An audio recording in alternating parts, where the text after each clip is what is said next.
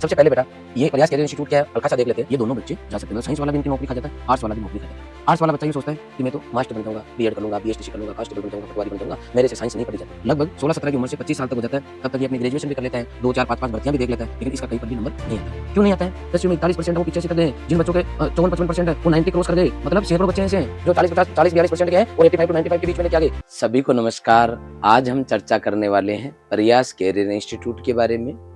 आपको मैं बताना चाहूँगा 4 अप्रैल 2011 से उदयपुर में हमारा ऑलरेडी एक इंस्टीट्यूट चलता है जिसका नाम है रॉयल इंस्टीट्यूट ऑफ कंपटीशन। इसके अलावा हमारी स्कूल चलती है रॉयल साइंस स्कूल, वो भी उदयपुर में है। हमने इस साल हमारा एक नया वेंचर शुरू किया है जिसका नाम रखा है हमने प्रयास कैरियर इंस्टीट्यूट। ये हमने क्यों रखा है, इसके अंदर हम क्या कुछ कराने वाले हैं, कैसे बच्चों के लिए फायदेमंद होगा और कैसे वो निराश बच्चे जो हमेशा अपने आप को ठगा हुआ महसूस करते हैं, कैसे उन बच्चों को नए पंख दिए जाएंगे और उनके सपनों को जल्दी से जल्दी साकार किया जाएगा। इस वीडियो में हम आज चर्चा करेंगे। सबसे पहले बेटा ये प्रयास कैरियर इंस्टीट्यूट क्या है हल्का सा देख लेते हैं। अब नहीं करना सालों तक इंतजार सरकारी नौकरी का इंतजार। अब आपको सालों तक सरकारी नौकरी का इंतजार नहीं करना है। 11वीं 12वीं के साथ में ही जो भी 11वीं 12वीं 10वीं बैच जितने भी कंपटीशन एग्जाम है उनकी तैयारी हम आपको प्रयास कैरियर इंस्टीट्यूट के अंदर कराने वाले हैं। सबसे पहले हम सबसे पहले ही जानेंगे कि हमारा एजुकेशन सिस्टम क्या है और आखिर हमें इसकी जरूरत क्यों पड़ी। सबसे पहले हम जरूरत पड़ जाएंगे, उसके बाद में बात की चर्चा करेंगे। देखो बेटा, जैसे ही हम 10th क्लास पास करते हैं उसके बाद में हमारा टारगेट होता है 12th क्लास करना और उसके बाद में हम कॉलेज में जाते हैं। गवर्नमेंट कॉलेज भी हो सकती है, वो प्राइवेट कॉलेज भी हो सकती है। आगे हम ग्रेजुएशन कर लेते हैं। अब इसमें देखो सबसे पहले सब्जेक्ट स्ट्रीम की बात आती है तो 10th करने के बाद में हमारे पास साइंस, कॉमर्स और आर्ट्स 3 स्ट्रीम हमारे पास में निकल के आती है। अब आपने देखा होगा साइंस में एजी, बायो, मैथ, कॉमर्स में आपका कॉमर्स आ गया। इनकी 99% नौकरी के ऊपर, मतलब जो भी बच्चे आर्ट्स लेते हैं उनमें से 99% नौकरी पर ये दोनों बच्चे जा सकते हैं। मतलब साइंस वाला भी इनकी नौकरी खा जाता है, आर्ट्स वाला भी नौकरी खा जाता है। आर्ट्स वाला बच्चा ये सोचता है कि मैं तो मास्टर बन जाऊंगा, बीएड कर लूंगा, बीएसटीसी कर लूंगा, कांस्टेबल बन जाऊंगा, पटवारी बन जाऊंगा, मेरे से साइंस नहीं पढ़ी जाती। इस साइंस में इतने बच्चे हो गए कि यूपीएससी भी यही क्रैक कर रहे हैं, आरपीएससी भी यही क्रैक कर रहे हैं, इंजीनियर भी यही बन रहे हैं, डॉक्टर भी यही बन रहे हैं, सब कुछ यही लोग कर रहे हैं, ये बेचारे कुछ नहीं कर पाते। तो आर्ट्स का बच्चा जो सोचता है उसके अकॉर्डिंग कुछ नहीं कर पाता, बस वो अपनी उम्र जो है वो निकाल देता है।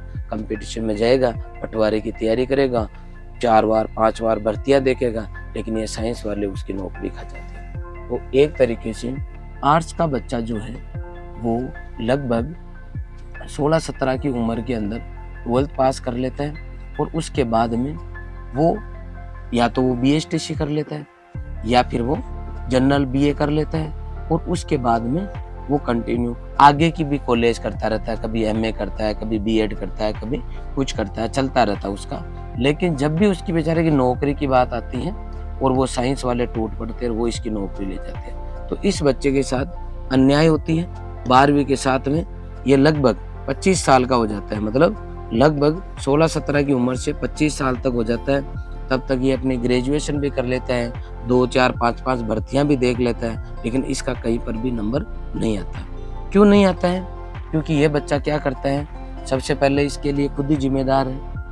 10th की फिर आर्ट्स ले ली तो अपने आप को ये मानता है कि मैं कमजोर हूँ और मैं नहीं पढ़ने वाले सब्जेक्ट ले रहा हूँ, मतलब मैं वो सब्जेक्ट ले रहा हूँ जिसमें पढ़ना नहीं पड़ता। तो ये अपने आप को पहले से कमजोर मानता है लेते ही। तो दूसरा वो ये मानता है कि मैंने वो सब्जेक्ट लिए जब मैं बिना पढ़े पास होऊंगा। तो ये फिर आर्ट्स 11th और 12th के अंदर कोई मेहनत नहीं करता और ईश्वर की दया से ये पास भी हो जाता है। पास ही चाहे 37% से हो, लेकिन पास हो जाता है। अब जैसे ही आगे कॉलेज में आता है तो बीएससी वाले, इंजीनियरिंग वाले, मेडिकल वाले उन बच्चों से कंपेयर करेगा तो फिर ये मानता है कि मेरी तो बीए ही है, कुछ नहीं करना, वन नाइट फाइट करना है। तो ये बच्चा क्या करता है, कभी कभार स्कूल आता है, कभी घूम फिर लेता है, गांव में खेत में काम कर लेता है, गलियों में घूम लेता है, इधर उधर के कर करा के 3 साल पूरी कर लेता है, बीए कर लेता है। बीए बाद में ये सोचता है कि अब क्या करे, कि चलो एमए कर लेते हैं। तो एमए कर लेते हैं, और फिर किसी ने कहा कि कोई भर्ती आई हुई है, तो ये फॉर्म भर देते हैं। फॉर्म भर के और परीक्षा दे के आ जाता है। इसको कुछ भी इतना पता नहीं है, न सिलेबस है, न कुछ और है, न पढ़ने के माहौल में, बस फॉर्म भरता है, ये रामायण ये पूरी करता है। तब तक इसकी उम्र हो जाती है 22 से 25 के बीच में। ये 22 से 25 के बीच में जब इसकी उम्र हो जाती है, तो इस टाइम नौकरी और छोकरी दोनों का टाइम हो जाता है, कि घर वालों को रिश्ता चाहिए, बच्चे की उम्र हो रही है, और बच्चे को भी नौकरी चाहिए। अब इस बच्चे ने पहले खुद को कमजोर मान रहा था, 11वीं 12वीं में कोई ज्यादा पढ़ाई नहीं, कॉलेज में कोई पढ़ाई नहीं की, कंटेंट इसके दिमाग में है नहीं, डिग्री भी जरूर इसके पास में। अब इस बच्चे को कौन नौकरी देगा? कहीं पर भी जाएगा 8,000 देंगे, 10,000 देंगे, 12,000 देंगे, 15,000 देंगे, और ये बच्चा कोई लाखों में, हजारों में एक आधा बच्चा कहीं सेट हो जाए तो हो जाए, बाकी बच्चा सेट नहीं होगा। इसका मतलब इसका मूल कारण क्या है? अब ये बच्चा सेट नहीं होगा, काम इसने कोई ज्यादा मन लगा के किसी तरह का किया नहीं है, डिग्रियां इकट्ठी कर ली, तो ये बच्चा क्या करेगा? फिर अपराधी लाइन में जाएगा, क्योंकि घर तो चलाना है ना, इसको भाई पेट तो भरना ही है ना, ध्यान रखना। अब अपराधी में क्या करेगा ये बच्चा ऐसे लोगों के संपर्क में आएगा, या तो नशेड़ी लोग ऐसे बच्चों को पकड़ लेते हैं कि क्या कर रहे हो, बेरोजगारी कर रही हो, क्या मतलब है, जिंदगी बार बार मिलती है क्या, हमारे साथ हो, हमारे साथ हम लाखों रुपए देंगे आपको, बस इस सामान को इधर से उधर ले जाना है। बेचारे इस तरह के काम में फंस जाते हैं, खुद फिर नशा करने लग जाते हैं। जब खुद नशा करने लग जाते हैं तो मम्मी पापा इनको पहचानना छोड़ देते हैं, घर जाते हैं, कभी कुल्हाड़ी से मार करते हैं, कभी लठ से मार करते हैं। पता चला कि बेटे ने माँ को मारा, बेटे ने भाई को मारा, बेटे ने बाप को मारा, क्योंकि मजबूरियां हैं ये, आपको पता होना चाहिए। एक कुतिया जो है 5 बच्चों को जन्म एक साथ देती है, आप मानोगे नहीं, 1-2 तो हाथों हाथ खा जाती है, क्योंकि उसको इतनी भूख लगती है कि क्या करे, तो कुतिया बच्चे को ही खा जाती है। इसका मतलब पेट पापी है।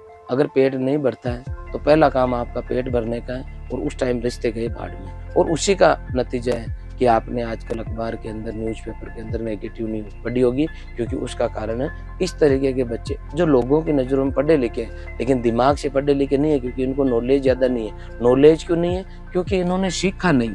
क्या नहीं किया बेटा? सीखा ही नहीं, तो नॉलेज आएगा कहाँ से? इसका मतलब ये हुआ कि हमें इस ट्रेंड को चेंज करना पड़ेगा। भाई माँ बाप के बिना कोई बच्चा रुक ही नहीं सकता। माँ नहीं दिखती 3 घंटे तो बच्चा बेचैन हो जाता है, और आज वही बच्चा बड़ा होके अपने मम्मी पापा पे लट लेके वार कर रहा है। इसका मतलब कुछ तो है एरर सिस्टम में। तो हमें ये नहीं, इस पे विचार नहीं करना है कि उसने मम्मी को लट मार दी। हमें ये विचार करना है कि आखिर नौबत कैसे आई, एक बच्चा कैसे अपने माँ बाप पे लट उठा सकता है। इसका मतलब है हमें जड़ पे जाना पड़ेगा, और जड़ का कारण ये है कि 10 बच्चों में से 2 बच्चे साइंस लेते हैं, 1 बच्चा कॉमर्स लेता है, और 7 बच्चे आर्ट्स लेते हैं। ये साइंस वाले या तो अपने फील्ड में कुछ कर लेते हैं, दोनों बच्चे नहीं करते तो ये इनकी नौकरियां खा जाते हैं। तो ये तो क्योंकि ये होशियार होते हैं, पढ़ते भी हैं, तो ये सेट हो जाते हैं। ये 7 बच्चे बेचारे घूमते रहते हैं। 7 में से कोई 1 बच्चा समझदार होगा, इनमें से भी लग जाएगा।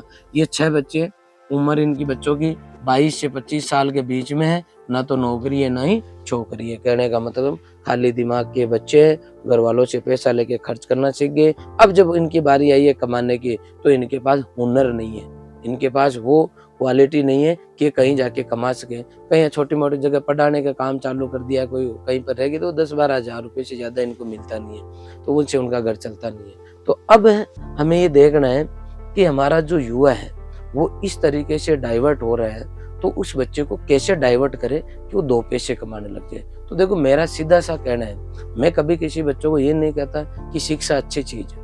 मैं ये नहीं कहता कि शिक्षा अच्छी चीज है, सही शिक्षा अच्छी चीज है। शिक्षा अच्छी चीज नहीं है खाली शिक्षा, इसमें आपको देखना पड़ेगा सही शिक्षा है वही आपकी अच्छी चीज है। पढ़ना अच्छा तब है जब आप सही डायरेक्शन में पढ़ रहे हो। दिखावा की पढ़ाई कर रहे हो, आप दिखावा की पढ़ाई कर रहे हो तो ये गलत है।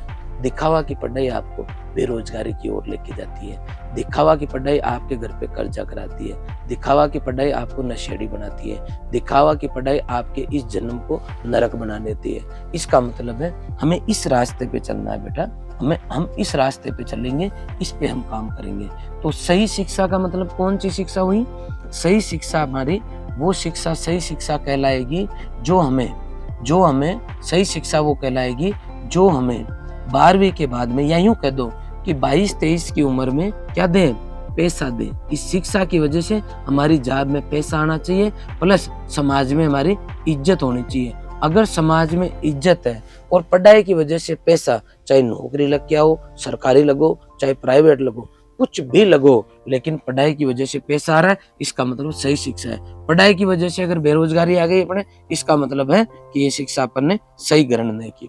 तो अब हम सही शिक्षा की बात करेंगे। 10 में से देखो 2 बच्चे साइंस ले लिए, 1 बच्चा कॉमर्स ले लिया। हम उन 7 बच्चों की बात करेंगे जो ह्यूमैनिटी सब्जेक्ट लेते हैं, जो कला सब्जेक्ट लेते हैं। तो इन बच्चों को हमें क्या करना पड़ेगा? मेहनत करना सिखाना पड़ेगा। इन बच्चों को सपने दिखाने पड़ेंगे और उसके ऊपर चलाना पड़ेगा। तो हमारा ये इंस्टीट्यूट, प्रयास कैरियर इंस्टीट्यूट, क्या करने वाला है? देखिए, इन 7 बच्चे, जो 10 में से 7 बच्चे आर्ट्स लेते हैं, इन बच्चों को हम 11वीं और 12वीं कक्षा, जी हाँ, 11वीं और 12वीं कक्षा के साथ में इन बच्चों को हम कंपटीशन की तैयारी कराना चाहते हैं। कौन से कंपटीशन की?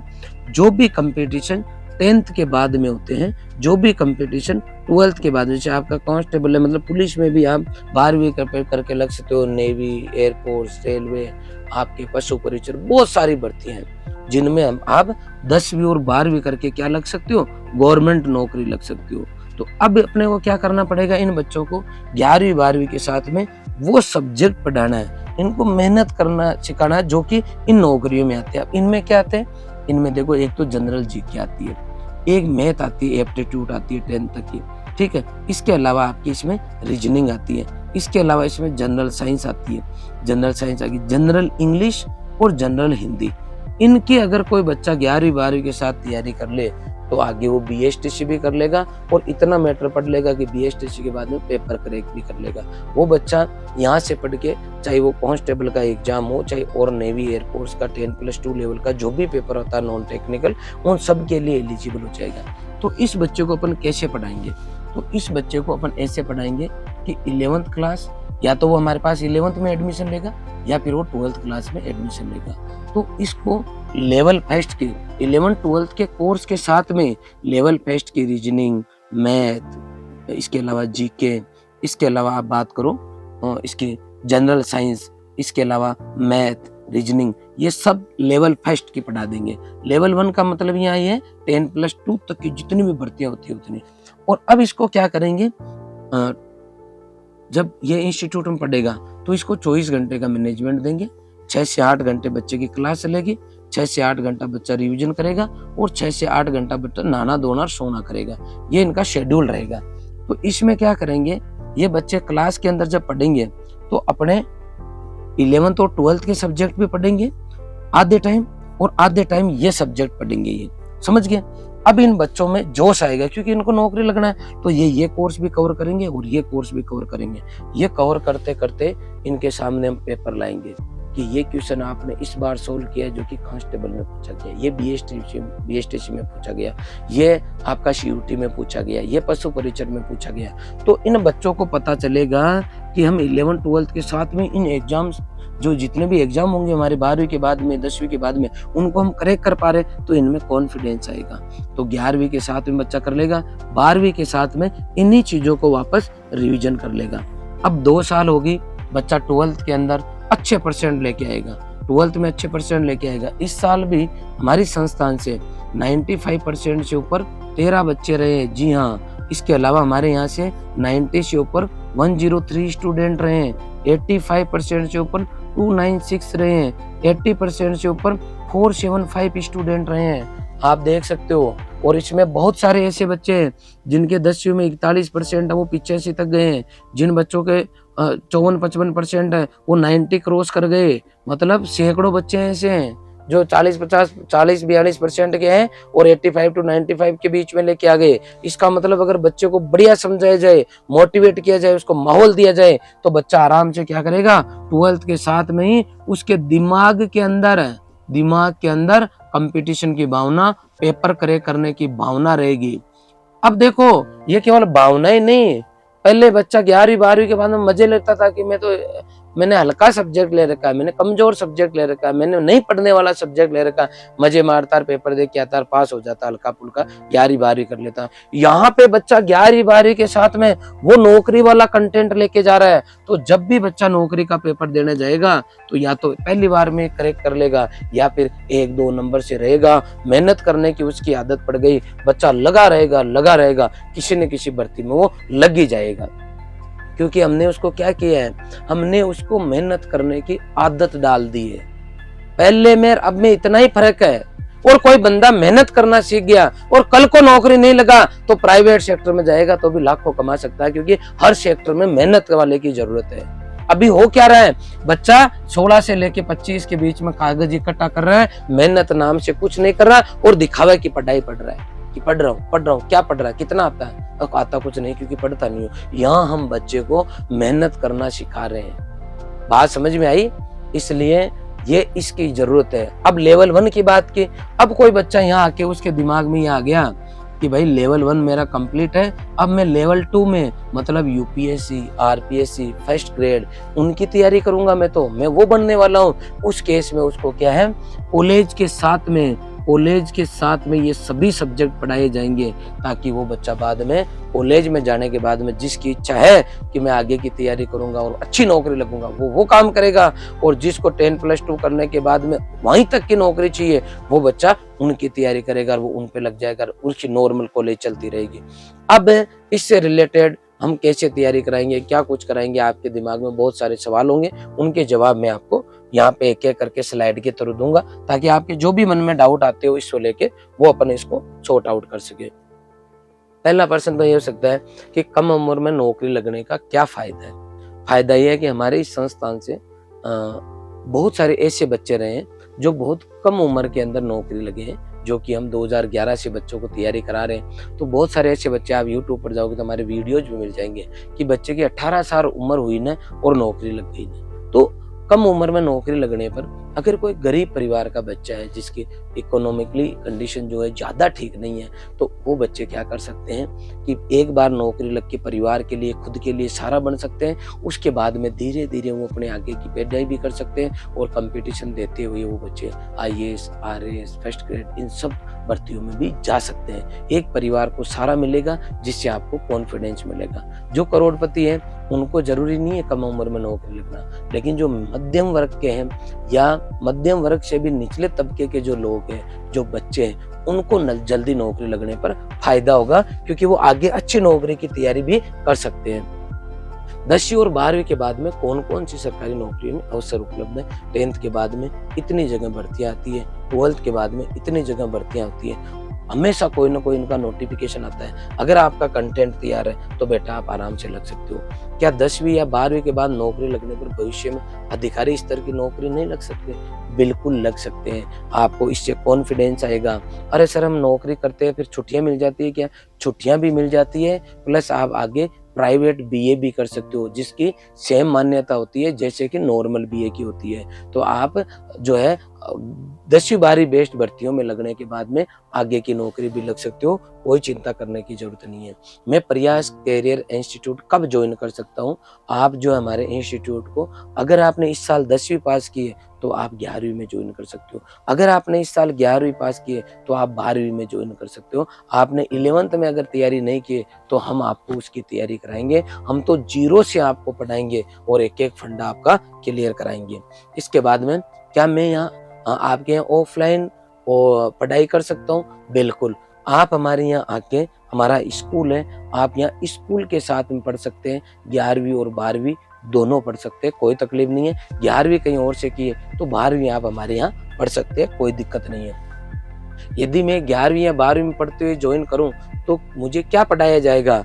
आपको बेटा आपके 5 सब्जेक्ट हिंदी और इंग्लिश, हिंदी इंग्लिश भी पढ़ाई जाएगी, ये तो आपके कंपलसरी है। इसके अलावा आपके ऑप्शनल जो भी सब्जेक्ट है जैसे ज्योग्राफी, हिस्ट्री, पॉलिटिकल साइंस, ये सभी सब्जेक्ट पढ़ाए जाएंगे। इसके अलावा हिंदी लिटरेचर, इंग्लिश लिटरेचर भी अगर आपके पास है तो वो भी हम आपको पढ़ाएंगे। आप हमारी टीम से और बात कर सकते हो। इसके अलावा प्रयास कैरियर इंस्टीट्यूट ऑनलाइन है या ऑफलाइन, ये भाई ऑनलाइन है इंस्टीट्यूट या ऑफलाइन, तो ये दोनों मोड पे है। हमारा इंस्टीट्यूट ऑनलाइन भी है बेटा और ऑफलाइन भी है। इस वीडियो के डिस्क्रिप्शन में नीचे हमारा ऐप प्रयास कैरियर इंस्टीट्यूट का ऐप दिया गया है, आप वहां जाके डाउनलोड कर सकते हैं और डाउनलोड करके आप जो है कोर्स को ज्वाइन कर सकते हैं ऑनलाइन। उदयपुर में रहने की क्या सुविधा रहेगी, तो ये हमारे हॉस्टल है, रघुनाथपुरा में हमने इसको लॉन्च किया है, वहीं इसका ऑफिस है और वहीं पर इसकी क्लासेज लगती है। सभी क्लासेज ऑफलाइन भी है और लाइव भी है और हमने लिमिटेड सीट रखी है, इसलिए ध्यान रखें चाहे ऑनलाइन हो चाहे ऑफलाइन, आपको समय पर कोर्स परचेज कर लेना है। ये इस तरीके की होटल जैसी हमारी सुविधा है जहाँ पे रहना, खाना, पढ़ना, लाइब्रेरी A to Z सुविधा है। हॉस्टल में क्या मिलेगा आपको, हर रूम में अटैच लेट बाथ, अलमारी, पंखा, टेबल, चेयर, कुर्सी, CCTV camera, hostel warden, library, ठंडा पानी, गर्म पानी, RO का पानी, मेडिकल सुविधा, बेड और मैट्रेस। खाने में सुबह 1 गिलास दूध, 7 दिन नाश्ता, दोपहर में 2 सब्जी रोटी छाछ, शाम को 2 सब्जी रोटी चावल, बुधवार को खीर पूरी, शुक्रवार को पनीर, हर रविवार स्पेशल डाइट। 1 नंबर खाना, 1 नंबर रहना, तो 1 नंबर आपको पढ़ाइयाँ मिलने वाली है। नॉर्मल हमारी फीस है। मैं गरीब परिवार से हूँ, लाखों रुपए फीस जमा नहीं करा सकता, मेरी क्या हेल्प की जाएगी। तो ऐसा बच्चा जो अगर उदयपुर आता है तो उसको hostel plus coaching plus school सब मिलेगी एक छत के नीचे। लेकिन अगर वो यहाँ नहीं आ पाता है तो हमारा ऐप है, आप डाउनलोड कर लें या फिर प्ले स्टोर पे जाएं, प्रयास कैरियर इंस्टीट्यूट और ये लोगो आप मिल जाएगा, वहां से जाके आप डाउनलोड कर सकते हो। इसको स्कैन करके सीधा डाउनलोड कर सकते हो। हमारा इंस्टाग्राम और यूट्यूब चैनल भी है और ये हमारे कोर्स है। जब आप ऐप को डाउनलोड कर लोगे तो हमारा ये कोर्स मिलेगा 12th foundation arts Hindi medium और आर्ट्स इंग्लिश मीडियम, ये भी आपका 11th का हिंदी मीडियम का। इस बार हमने हिंदी मीडियम का बैच लॉन्च किया है। आप ये वीडियो देखने के बाद में अगर आपको लगता है कि सर हमें इंग्लिश मीडियम की जरूरत है तो आप कमेंट सेक्शन में जाके कमेंट करना। अगर आपकी ज्यादातर की अगर रिक्वायरमेंट रहेगी तो डेफिनेटली हम आपके इंग्लिश मीडियम में भी आर्ट्स के कोर्स ह्यूमैनिटीज के जो है चालू कर देंगे, कोई दिक्कत नहीं है। ये कोर्स आप लेते हो तो आपको क्लासरूम लाइव मिलेगा। सबसे पहले जो ऑफलाइन में बच्चा पढ़ेगा वही आपको वहाँ मिलेगा। ऑफलाइन ऑनलाइन जो है यह हॉस्टल सुविधा जो है वो ओनली फॉर मतलब ऑफलाइन उन्हीं बच्चों के लिए बैच है जो कि हॉस्टल में रहेंगे। यह आपको ध्यान रखना। तगड़ी जो है हमारी पूरी टीम है, शानदार, वो एक्सपीरियंस फैकल्टी टीम है, वो पढ़ाएगी। DPP एक्सरसाइज सीट मिलेगी। इसके अलावा आपको कोई भी डाउट सेशन है तो आप डाउट पूछ सकते हो। मोटिवेशनल सेमिनार, टेस्ट सीरीज, ये सब कुछ आपको यहाँ पे मिलने वाला है। ऑफलाइन फीस स्ट्रक्चर की मैं बात करूंगा, हमने हिंदी मीडियम इंग्लिश मीडियम की 50,000 रुपये जो है हमारी फीस रखी है। इसके अंदर शुरुआत के जो 300 बच्चे हैं, जी हाँ, शुरुआत के जो 300 बच्चे हैं उनको हमने 15,000 का डिस्काउंट दिया है। कितने का दिया है? 15,000 का डिस्काउंट दिया है 12th क्लास को। तो 12th क्लास की फीस लगेगी केवल 35,000 रुपये स्कूल प्लस कोचिंग। और जो बच्चा 11th क्लास का उसको हमने 20,000 का डिस्काउंट दिया है, तो उस बच्चे की फीस रहेगी केवल 30,000 रुपये। तो ऐसे बच्चे जो पढ़ना चाहते हैं, कुछ करना चाहते हैं और एक व्यवस्थित तरीके से पढ़ के मेहनत करने की लगन रख के 12वीं के साथ में जल्दी नौकरी लगना चाहते हैं, उन बच्चों के लिए गोल्डन चांस है। हॉस्टल का जो चार्ज है वो आपका अलग रहेगा, ये केवल पढ़ाने का चार्ज है। ये फीस स्ट्रक्चर होगी। हमारे बैच 16 अप्रैल को पहला बैच स्टार्ट हो जाएगा। रजिस्ट्रेशन आपको पहले कराना होगा।